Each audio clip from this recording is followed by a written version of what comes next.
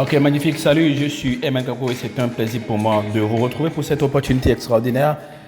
Et chaque matin, je vais faire l'effort de pouvoir réfléchir et méditer avec vous qui êtes des dirigeants pour que nous puissions donc, du coup parler ensemble d'enjeux de direction générale, comment prendre une entreprise du 21e siècle, créer les conditions de son optimisation, de son développement durable, de sa croissance pérenne. C'est ce que nous allons réfléchir ensemble à pouvoir voir lors de ce podcast. J'ai la chance de pouvoir coacher beaucoup de dirigeants et nous avons les mêmes défis. Nous réfléchissons à chaque fois et nous cherchons à trouver des solutions aux problématiques qui sont du coup les nôtres.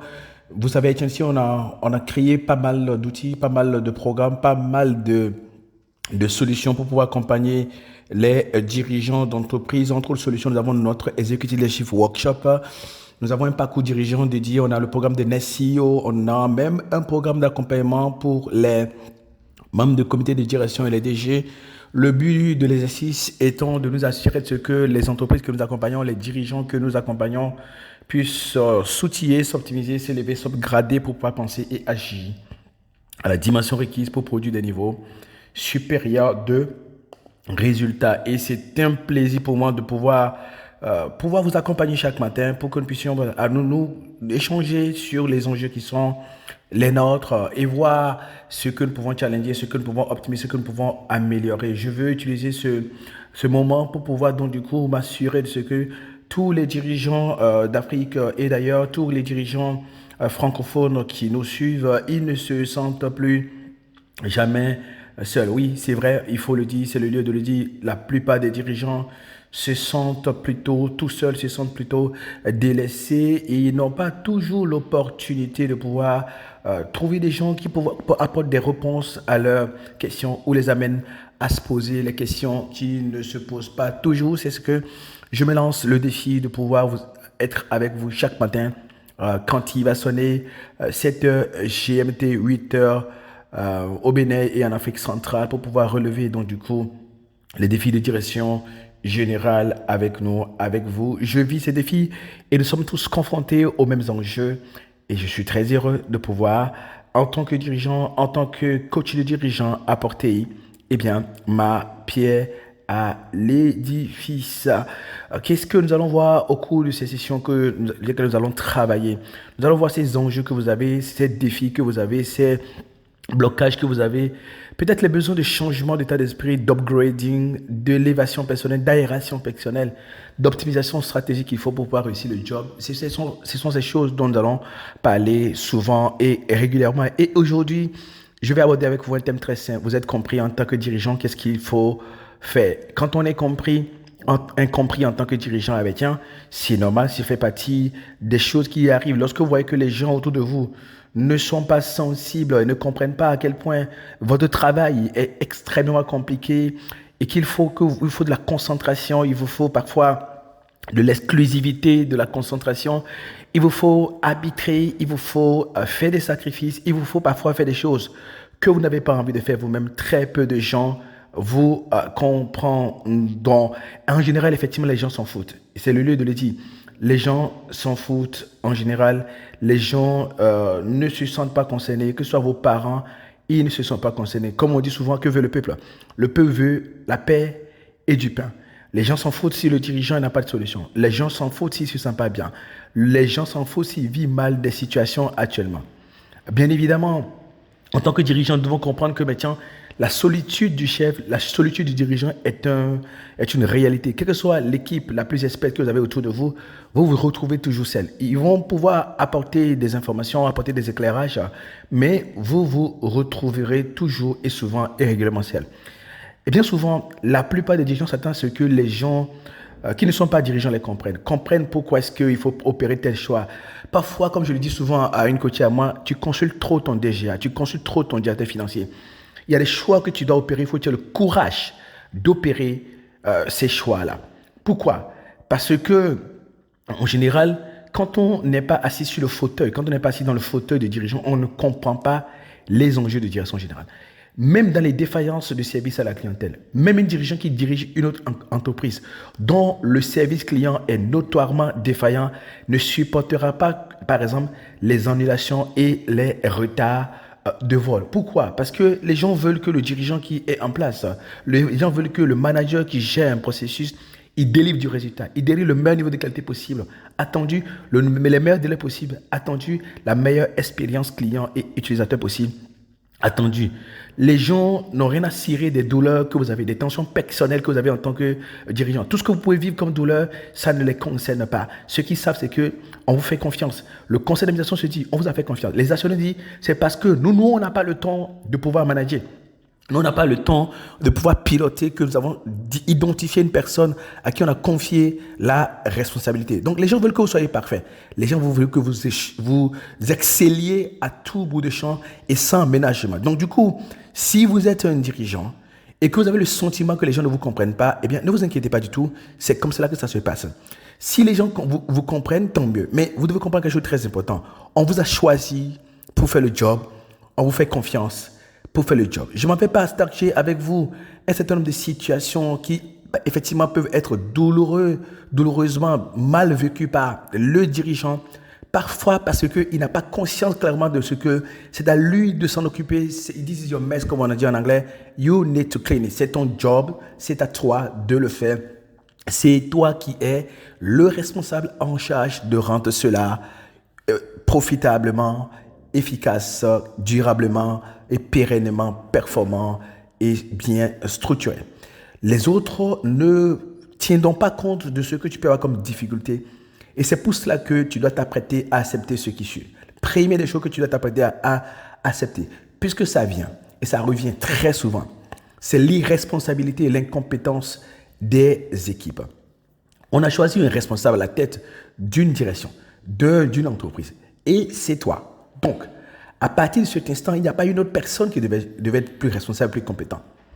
La personne qui a besoin de développer son niveau de responsabilité de la manière la plus aiguë possible, c'est toi. La personne qui a besoin d'aiguiser ses compétences, c'est toi. Et cette personne doit servir d'exemple et ensuite élaborer un plan pour responsabiliser les autres en commençant par les mobiliser, en leur faisant confiance, en les accompagnant, en les assistant, en les capacitant pour éliminer leurs incompétences, pour qu'ils soient à la hauteur des responsabilités qui sont confiées. C'est alors qu'ils pourront t'accompagner. Mais si tu espères qu'ils vont faire le miracle, ils ne le feront pas. La deuxième chose qui peut être choquante, mais qu'il faut accepter en tant que dirigeant, surtout pour arrêter d'avoir le sentiment d'être incompris, c'est la résurgence des goulots d'étranglement. En réalité, il y a la saisonnalité des sujets et ensuite il y a la résurgence de ce qu'on croit avoir géré. Il y a ce qu'on appelle, lorsque par exemple on a fini de guérir une maladie, on se dit, tiens, ça doit être fait, le traitement a été fait une fois, mais il peut arriver qu'il y ait une résurgence. Ça veut dire que soit le médicament n'était pas le bon, n'était pas suffisant, et peut-être qu'il faut un traitement plus long ou d'autres traitements palliatifs et additifs.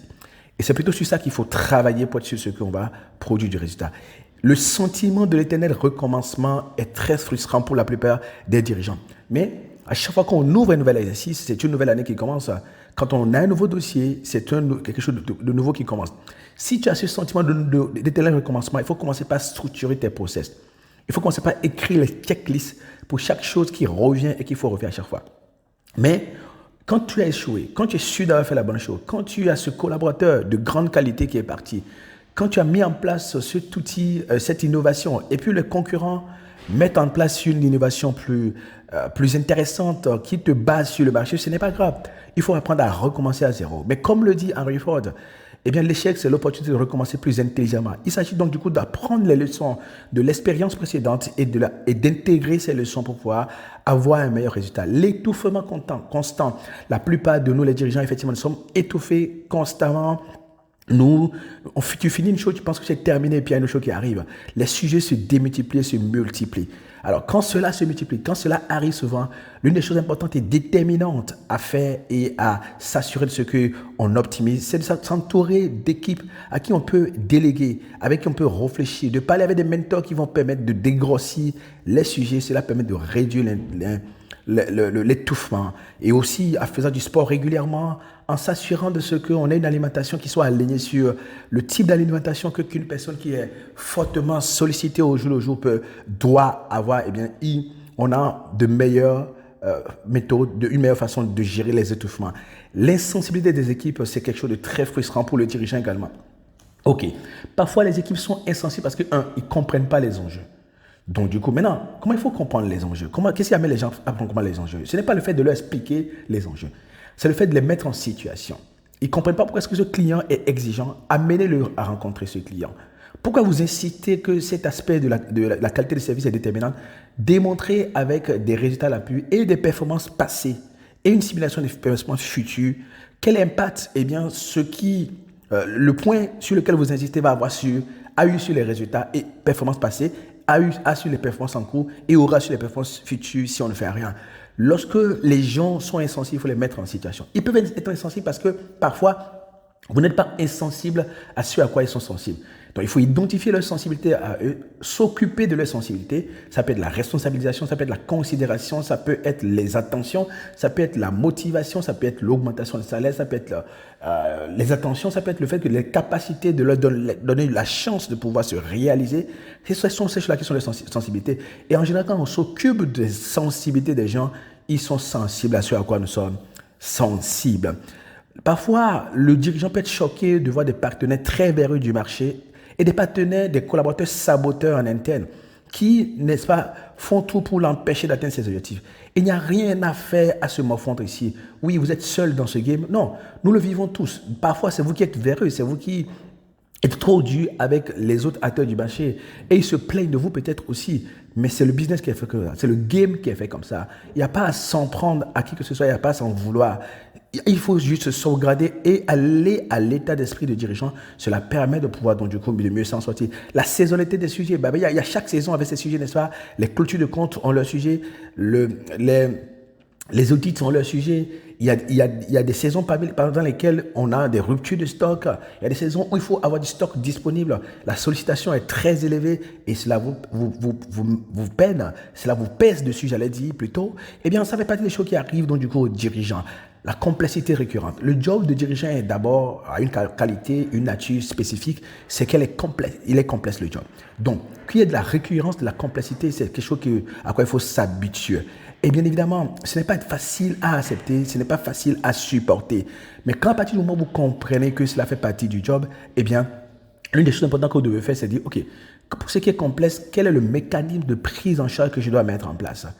Qui a l'habitude de gérer ce type de sujet? Avec qui je peux réfléchir? Quelles sont les questions que je dois me poser à chaque fois que je suis dans la complexité? Il n'y a pas à se laisser, à se morfondre, à en vouloir qui que ce soit et à constater que les autres ne comprennent pas.